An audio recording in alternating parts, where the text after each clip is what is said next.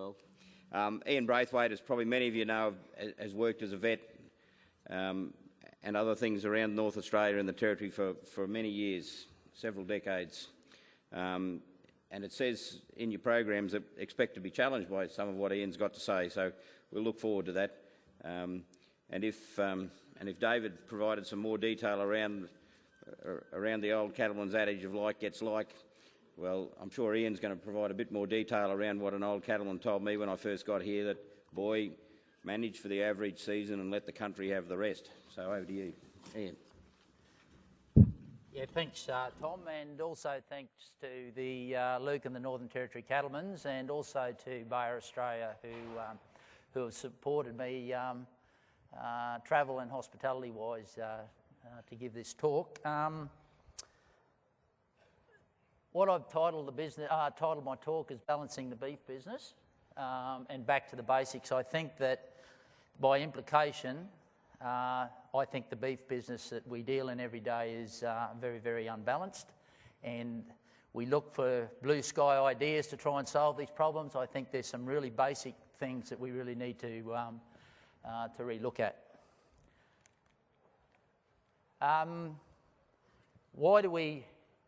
Should we or do we need to rethink our business? And just a few little issues that everybody's fairly familiar with, but we've got some business issues there, production issues, some welfare issues, and some grazing management issues. Basically, let's have a look at the business issues, and the big ones are that I'm not telling anybody anything new, but overheads and our direct costs have risen very, very significantly. The biggest issue is, if you can look at that, for the last 10 years, this is a commission report by Terry McCosker and Phil Holmes.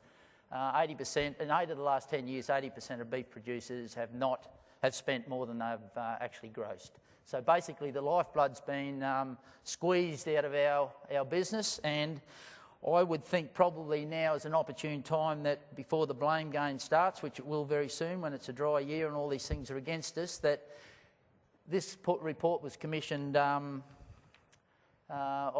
years ago. It's been presented 3 years ago. So there's 13 years ago we're starting to look at what's happened in our business.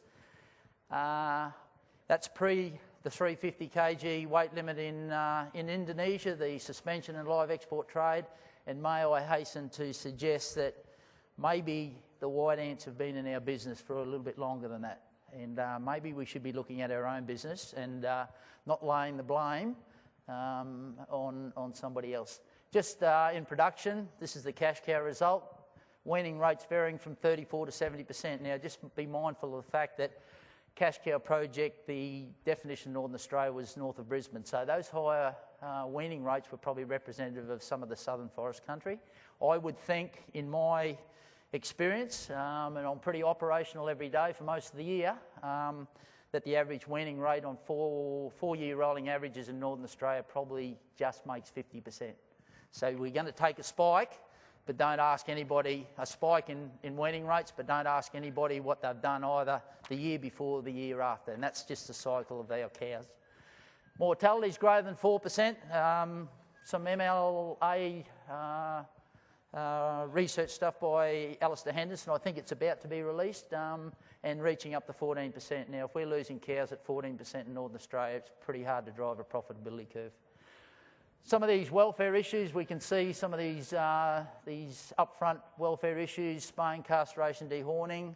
We need to be looking at being on the right foot to address some of these problems. Cow body condition score, and the elephant in the room is, I know McDonald's are the biggest buyers of pork bellies in the world, and they're dictating to the pork producers how they should produce their pork. Now, ironically, McDonald's are probably the biggest mince buyers in the world. So if you can read the writing on the wall, that there's going to be a few things happening. Some grazing management caveats, and we've seen that in Western Australia, the Mullabulla scenario, and there's some grazing caveats in the coming on in South Australia.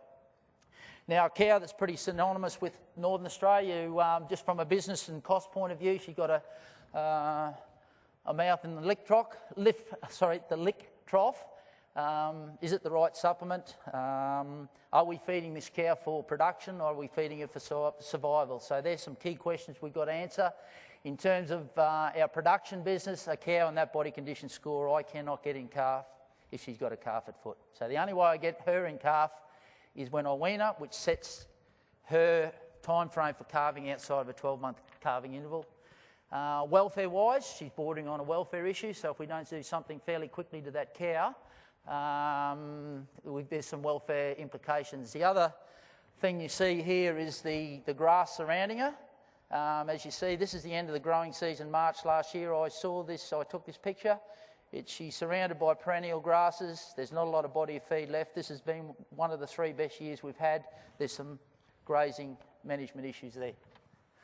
So what I want to do is look at the production dynamics. We've got production dynamics, how we set our cows up, the business dynamics, some dynamics within the cow herd itself. So I just want to investigate that and just sort of see what's actually happening to our business.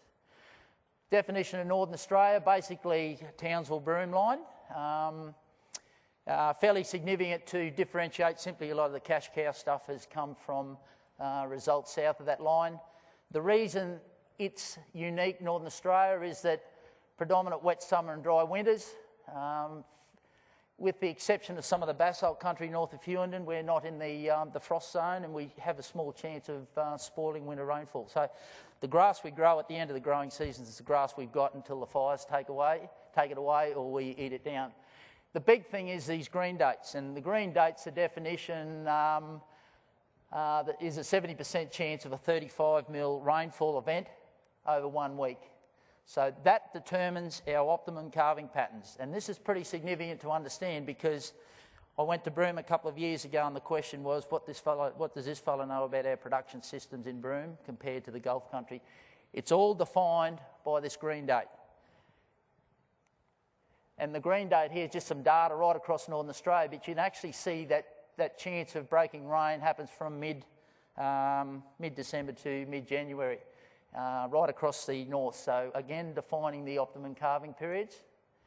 And this is the optimum calving periods where nature's helping us get the cow back in calf. And it can only happen in this October to December calf. We've got a pasture production curve here. It's starting to slow down in the summer months, and then we jag break in the season here. So if we calve our cows in the right body condition, with a rising plane of nutrition, we can get what we call a rebreed rate. That's the ability of a cow to rebreed with a calf at foot.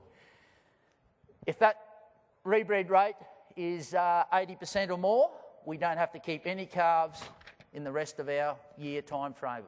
The problem is there's limitations to that rebreed rate in that optimum calving group, and we're forced to keep cows through various parts of the year that causes a lot of problems. And this is basically a self-replacing herd. Cows and joiner heifers at greater than 80%. Those cows culled due to poor performance, there is enough replacement heifers in there to maintain a static herd. What happens with a less than 80% rebreed herd is we've got cows that culled for poor performance, but we've got not enough heifers coming in to replace that number. So we're forced to keep cows that we normally wouldn't and drive them back into the herd. And these are the cows that are causing us our problems. These are the out-of-season May-September group. As you can see, these were preg tested in, I think in April. They were 4 body condition score. We're just barely trying to keep them alive at the moment. Again, in the face of a good season. This wasn't this year. Oh, well, it's obviously not this year, but calves struggling to survive. Herd dynamics, understanding breeder rates. The rebreed rate is those numbers of cows that have already produced a calf this year that will produce a calf at the same time next year. So let's assume there's 100 cows here with weaners at foot. It's that percentage of cows that will give us another weaner at the same time next year. So if it's 70% out of those 100 that have given us a weaner this year, 70 will give us a weaner at the same time next year. And it's really a function of a calf every 12 months. And here's a cow with a 2.5-month calf at foot. For a 12-month calving interval, she has just obtained a pregnancy status. So she's 2.5 months and just in calf. So if we've got a 5-month calf at foot, she needs to be 2.5 months in calf to attain a 12-month pregnancy. Got a cow here, 6-month calf at foot, but only 1 month in calf. not a 12-month calving interval, and this breed drift has terrible implications on our business. It affects our sale numbers and turn-off weights of the operation. It affects the fact that we've got low rebreed rates. We're keeping more cows than we need in the herd, and we're starting to keep a group of cows that we're finding it very hard to look after. This is how it gets a little bit interesting. Genetics and disease play a fair role in this rebreed dynamics, and body condition score at calving. But the thing that's very... I don't know what's happened to that slide. Yeah. The thing that really is important is the whole of Northern Australia has been glove with the one glove.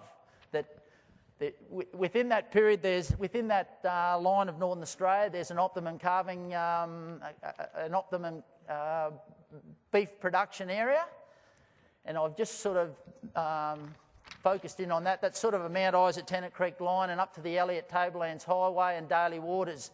Now, as you go north every 200 k's, your rebreed rate changes, and that is a function of probably nutritional quality. There's some management issues there, but what I cannot do is, when I go up into this Daly Waters country, I cannot magically take a 10% rebreed rate and make it 70. So, and unfortunately, that's how we've cast the whole industry. We've got people coming out of the Daly Waters country saying, we've got a 10% rebreed rate, we've magically got to try and get it to 70%. It just cannot happen. So the idea is, how do we balance these low rebreed rate country? And again, different rebreed rates in the heavy Mitchell grass country compared to the Gulf country, compared to the basalt country. In the basalt country, great standard feed until about April, May, when they get 14 frosts in a row. So you just lose all that feed, you lose body condition. It's very hard to get a cow and calf. Just looking at the business dynamics, what's happening in our business. This is a conceptual picture of a balanced business. And what we're trying to do is balance cash flow, calves and grass. Anybody can balance either of those objectives. Generally what we do is we run long in calves, because what calves we bring on today is a reflection of our sales. So if we've got 5,000 calves coming on this year, generally in a static herd model there'll be 5,000 sales. So it's a direct reflection of our sales result, which is obviously what we're looking for at the end of the day to do some figures on to run our business. So I can get as many calves as you like, but what happens is that when you've got low rebreed rates, we're starting to take cows that we'd normally use for cash that are sub-fertile and prop up our calving budget. So all of a sudden our business is running long in calves but short in cash. So as we're putting more cows on our country, we're now running short of grass. There's people who will tell me we've got 85% calving, but what you'll ask them then is, what percentage of your herd is being turned over as cull cows? And they'll say nothing.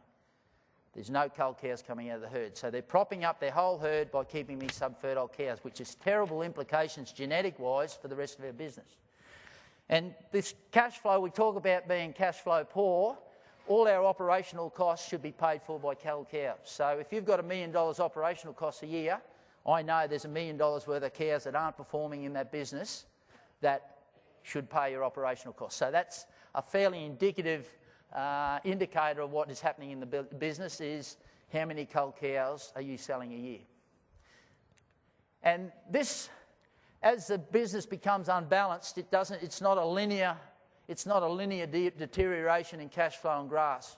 What happens? It's an exponential. So as you start running short of grass, you've got poorer cattle, I've got no body condition, and I've got low rebreed rate. So it's just an exponential increase till you get to this total imbalance in cash flow and grass. We've got the calves there, but at the moment we can't raise them because we haven't got enough grass. And this is what happens. So at the end of the line, you get a poor cow calving onto some pretty ordinary pasture. You run out of grass. So how do we balance that equation? And this is just summing up what's happening in our business. The things to just have a look at here are, what I've tried to do is tried to keep these total weaners the same. There's 3 different enterprises here, one with a high rebreed rate, one with a middle rebreed rate, and one with a low rebreed rate. So what I've done in this model, I've kept the Total weaner's the same, but as you can see what happens in the business, this business has only got a carrying capacity of 2492 LSUs. But in each of those scenarios, as your rebreed rate drops, your cash flow drops because we're keeping more cows. And also, we're keeping more subfertile cows in the system to brand the calves. But the fact that we're now starting to overlap our carrying capacity. We've got more cows, but our carrying capacity is only 2492. So just basically summing up exactly what I've just previously said. Breeder dynamics, understanding what's happening in our herd. Not all our herds performing at the same rate. And what I've done here is just divided the whole 12 months into 3 calving groups. These October, November, December calvers are our optimum calvings. And we've got a January, April group and an out-of-season first round dry group. So the differentiating feature between those two is one's a first round weaner. This is a second round weaner weaned in August, September. And they've got totally different dynamics. I'll just go through a couple of them quickly. This is a cow in the October-December group, calving onto dry pasture, pretty good body condition. These cows had already had a history of a previous weaner this year, so they're not just set up dry cows that have missed the season. This, I think we scored about 82% rebreed rate and 6,000 of these cows on Kamilaroi there last year or the year before. Anyway, but I'll take you through the scenarios. So all of a sudden we've got a blanket weaning of these first round weaners. We're weaning them at 2.53 body condition and we're calving them again. So really no loss in inventory weight. We start at a weight and at the end of the day, hopefully we can get them back to that calving, that body condition or that body weight. So we start at 500 and end up 500. So no loss in body condition. This second group, great. We start calving at the right body condition. They're our first round calves this year, so that's what's dropping at the moment. But what happens in August, September is we go to wean them. You can notice the control of the body condition here. Pretty unique photo, I thought. But what you'll find in the dynamics of that group is 90 to 100% of those cows are empty at weaning. So basically, whatever input I put into those cows, I cannot change the fact that she's not going to get in calf. And the reason for that is she's calved on a declining plane of nutrition. The calf is getting bigger, sucking more milk, and also Brahmins are cycling less intensely in the winter months. So it's very, very hard. No matter what inputs I put into that group of cows, it's not going to be cost beneficial. These are the first round dry cows that we're taking off at the moment, and this is them September. They're chewing our lick. We've got no chance of getting them in calf. And we've got a pretty miserable calf. So what we're doing in a lot of our production systems for cash flow, we're trying to eliminate this group of cows. For welfare reasons, we're trying to eliminate this group of cows. So the systems we're pushing are a 7-month calving pattern, not a 12-month calving pattern. Again, a couple of pictures. And just a summary of those 3 calving groups. The in-season group making the big gross margins, and this is simply the fact that it's a bigger weight weaner at the beginning of the year. A May-September cow that's calving now will not have a weaner this year. Generally a big weaner first round next year, but we've got different rebreed rates in the group and we've got higher mortality. So when we look at mortalities across the board, it's just not an average mortality across cow groups. There's higher mortalities in particular groups of cows. And our response to production supplementation, got these last 2 groups, doesn't matter what supplement you put down their throat, it's going to be very, very hard to get them in calf. Just what's happening in the business, getting these low rebreed rates in our wet cows, so we're getting less cows in the optimum calving group. To bank those numbers of calves up, we're keeping cows that are now out of season, and this has got an impact on our cash flow. Simply those cows that are propping up our business are now we're now used to propagate a calf crop, and has huge ramifications on our banking facilities, our R&M, and the quality of the asset. Simply, we haven't got the cash flow there. It's also got an impact on our grass. Our carrying capacity stocking rates mismatched. So generally the tendency with poor cows, you increase your direct cost by supplementation. But if you can read between the lines, basically supplementation makes cows eat more. So if you're running short of grass, you've just run out of grass a lot quicker. So the secret is probably to take mows off the country. But that gives us this change in enterprise mix. Instead of where are we getting our cash flow, what happens is that we start looking at lighter weight cattle. So we start selling those younger, lighter weight weaners, and they're the high cost article, and I would think that they're worth about $350, $400 for each weaner to put on the ground. So you need, if you're selling that article, you need to have a fair differential between what it's costing you and what you're receiving. The other thing, if you change into young cattle, what happens is that, and the Northern Gulf fellows went through this period a little while ago, was that we might just take a weaner on as big as we possibly can and wean it, and that's what we'll do. That's our enterprise. We'll take weaners off cows. But what happens is the production systems are so poor that I cannot get a rebreed in that group of cows. So next year's calf crop doesn't really come to the second year. So you get a peak and a trough in your calvings. And it just perpetuates. You get lighter, smaller cattle, less fertile cattle, and end up again back in this curve here with low rebreed rates in the wet cows, and this dive just continues to spiral and spiral. And I think we're probably spiralling in about here at the moment. What we're trying to do is look at some management systems, looking at increasing our production through genetics, disease identification, nutrition, and some well-planned land management. And looking at risk management strategies. The big issue, I think, in the industry is we're good managers in the good times, but we just haven't got livestock reduction strategies in the bad time to get out of trouble. Our management systems, this is basically what we've been trying to do. Look at the cattle production dynamics and our business dynamics, and what we're trying to do is give predictable outcomes. The big cry from the bankers at the moment is that, and I spent some time with a banker last week for a week. He's out of his agribusiness clientele, 5% of them give him a cash flow and a stock flow. So we've got no data, and in these troubled times, I think the bankers are pretty happy to bank us through tough times as long as you're pretty transparent and open in your business. So if you've got some predictable stock flows and cash flows, they're still pretty interested in banking you. But if you don't provide that data, it moves out of that local branch manager's office, it heads to Brisbane or it heads to Melbourne, and there's no empathy in any of the decisions that are made. And all we're doing, we're not control mating. We're just tightening a 12-month calving pattern into a 7 months. So we're trying to eliminate a May-September group, which is great for our business because that's cash flow, and it also is a group of cows that costs a lot to maintain. It's all simple theory. The concepts involved is not rocket science. It's just taking what we already know and just put it into a simple system. Again, they're management systems, not fertility systems. So the first thing people say to me is that, how many more calves are we going to brand? Well, we don't brand more calves, but we brand as many calves off fewer cows. And what that does is gives me grass to do some opportunity trading. And as you can probably appreciate now, if you've got grass, you can pick up some big bargains out there at the moment. So, and also they provide options. So I'm not a consultant to come in and say, this is what you've got to do. This is wrong, this is right.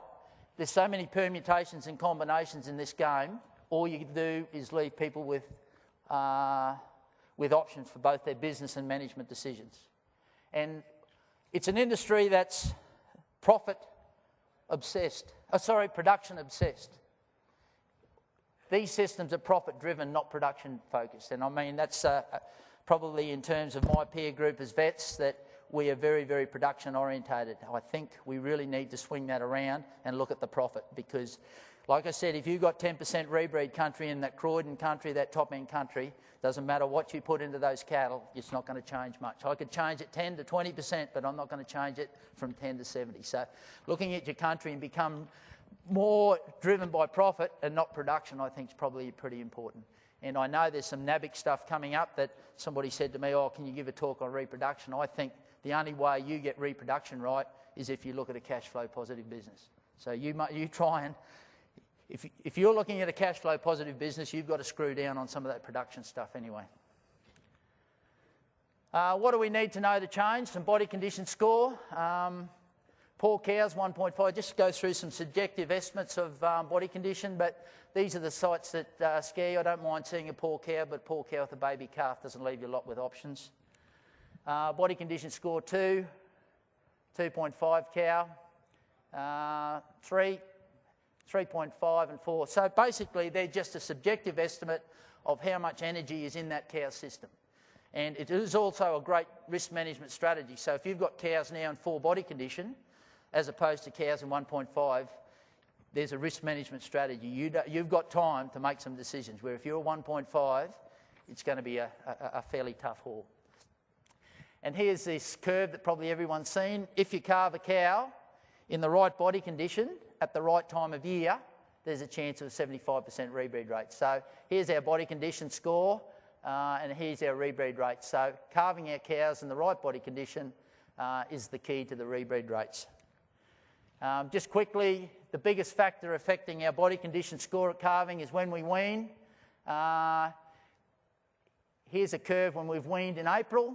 The initiating sequence of events and identifying what's happening is not the size of the weaner, but the body condition score of the cow. So we're looking for a body condition score of the cow at 2.5 at weaning. It doesn't matter whether it's a good season in June or it's a bad season now in March. We need to recognise that that's an important critical decision point in our business. So at the right time, I can take that, get a half a body condition score lift in the body condition score of that cow, and doing it early in the year, I can try and struggle that cow to 3.5 without too much help.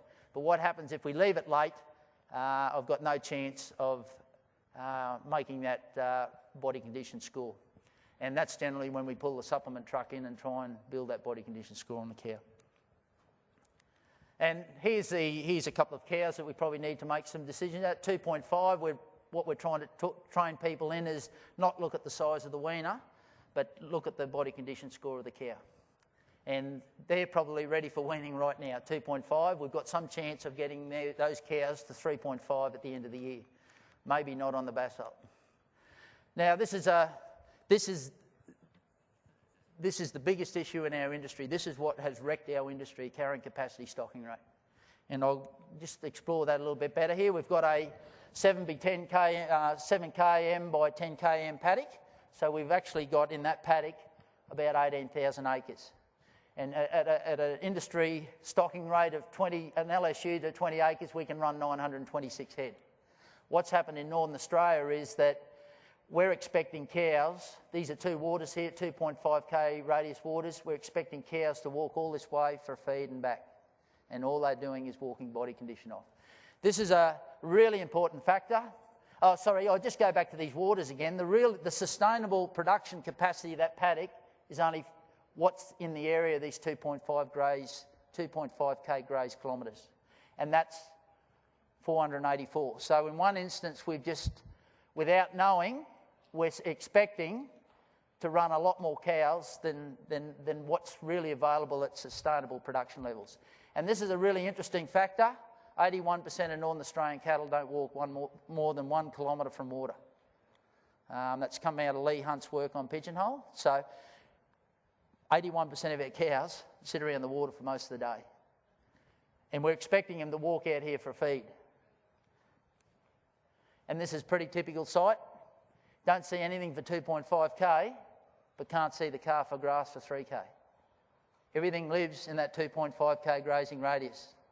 And that's the strength of our industry. That's what we've still got available to us to use.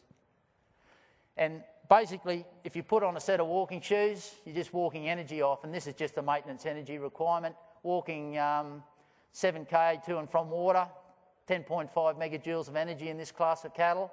At 20 megajoules of energy, you're putting on a kg of beef. So we're effectively walking off half a kg of beef a day, time she walks out for a drink, walks in for a drink and then walks out for a feed. This is some of the new methodology we've been mucking around with.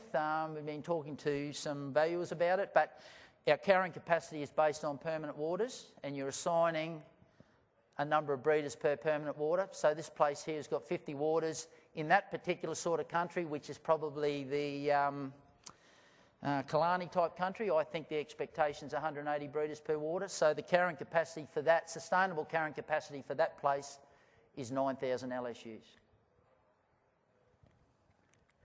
And this is where the industry has suffered. This is two differing valuation methodologies. This is the value one is the way we value Northern Australia, and we've got a 40,000 head place here, and it's valued at $1,000 a beast area. I've valued in both scenarios the cattle at valuation at $500, so there's $20 million worth of cattle. But the valuations in Northern Australia has been based on a beast area. So the first case is 40,000 head by $1,000, so the value of the land is 40 million. So we've come up with a value on the first place of 60 million. But in terms of sustainable carrying capacity, there's only 55 waters. This place can only run 15,000 LSUs. To me, the value of the land at $1,000 a beast area is only worth 15,840. So we've come up with two different valuation methods for Northern Australia. You know where we've been. This is what they've paid for it, and this is what it's really worth. So all of a sudden we've got significant debt levels. We're trying to service the debt level. I know if I've got 40,000 head hanging on 55 waters, I'm not going to get production. I've got no body condition. They're walking a long way for feed. So the whole business is spiralling into the ground. And it's this carrying capacity stocking rate issue that's just wrecked Northern Australia. Yeah, mate. No, just a moment. Just a few performance indices we've been using. You probably have never seen them. There's indices we use that aren't on the board. Weaning percentage, calving percentage don't mean jack. There's just we're just using totally different performance-based indices. I'll just have to skip through this. How much? All right. I think our business model is probably wrong for Northern Australia. We're too busy driving production. We're trying to drive our production and meet our financials. What I think we've got to revise the model and look at what financials we need and develop a production system around that. And basically that is coming up with a figure at the beginning of the year which is our operational costs, our debt servicing and some return on assets, and starting to make some decisions based on those returns. So can we increase production? Can we improve our marketing? Or can we cut our costs? And basically, if you can't achieve those objectives using those three methods, the last one is can we improve our carrying capacity, and that's by development. The problem we're at is everybody can improve their carrying capacity through development, but we've got no money to do development. We've run out of equity and we've run out of profit. So the next question is, can we develop a better relationship with our bankers? And I think that's pretty salient in this sort of environment that we need to. How we implement, just building the production systems. We want to manage out-of-season calvers and get some accurate data. All it is first round wet-dry segregation. And so we're just segregating on lactation status in the cows. And this is the traditional way of what happens in Northern Australia. We wet and dry the cow. We take the empties out of those dry cows and box them together. Well, we've got different management groups there. To feed one group and supplement, we've got to feed them all.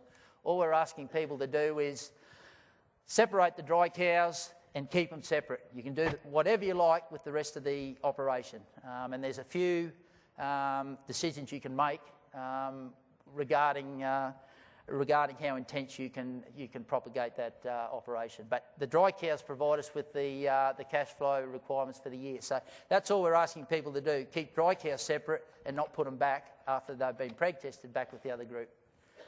And there's a couple of ways to segregate these groups out. It can be a first round wet dry and a second round wet dry on some of our first round calvers. We can add fetal ageing, and what fetal ageing is gives us data that's pretty relevant now and not in 12 months' time. So it short circuits the decision making process. I'll just skip these through. Just some of the outcomes. In terms of our pastures, we're matching group energy requirements with appropriate paddock. So our younger cattle are going into the better class of paddock on our country. So those high energy requirement young cattle need the best feed. In terms of animal production, the fact that we can control and build body condition means that I'll get more calves. Non-performing cattle are removed, and some of the disease problem cattle are identified. Some of our animal welfare issues being seen to be on the front foot with branding calves. All these systems allow you to brand a calf as a calf and not necessarily as a weaner. And also the ability to control body condition scoring cows. Our turnover has increased. Marketing predetermined. By last year, and most of these places I do, we knew a marketing program for this year. Reduction in cost, especially we're looking at targeted supplementation, production supplementation where we're getting a cost benefit rather than survival supplementation. We're trying to feed supplement to cows that are dying. And again, risk management strategies, I call them livestock reduction strategies, but there are groups of cows set up to sequentially move in dry parts of the year. And building body condition in the breeder herd. Just quickly to finish, in the business we're getting predictable data. So once these systems are set up, we know what the stock flows are, we know what the cash flows are. And that satisfies a lot of bankers at the moment. Just where we've come from, some of the results we've got. This is a herd in the Gulf country, different management 2004. What you can see here, this yellow line is kilograms of beef turned off. You can see it increasing, but not only is that kilograms of beef turned off increasing, but you can notice that the actual herd numbers are increasing as well. So it's a pretty powerful tool. I can increase the kilograms of beef turned off by reducing the herd numbers. And you can see what happens in 2010. This was a great year in 2010, and they decided to hold cattle over to make use of the grass they've got. So 2011 was a fairly big sale year. That was achieved on, it's an average 21-inch rainfall, and a lot of that was achieved in below rainfall years. And this is just the last slide, or second last slide, but this is a 10-year model. And I modelled on the, over 10 years for the Charters Towers non-segregated and a segregated herd, and a Croydon and a Croydon segregated and a non-segregated herd. And over 10 years you can see the differences in those cash flows. So we've gone from in this Croydon country, minus $904,000 to $620,000 positive. And all I've done there is reduce the number of cows in that May-September group. This is probably what I face every day, fairly daunting, mentally and physically, for about 8 months of the year, but these are the people that make it happen, and there's some great kids coming along that got great attitudes. There's some crusty old fellas here, and this is a 9,000 breeder herd in the Basalt country, where this fella here, he's got 2 replacement knees and buggered shoulders, but he works a head bale for me for 9,000 cows over that year. And his quote is, just to finish it, is he said, you know, I just cannot believe how simple some of these concepts are. Why doesn't everybody do it? So it's a crusty old comment to finish.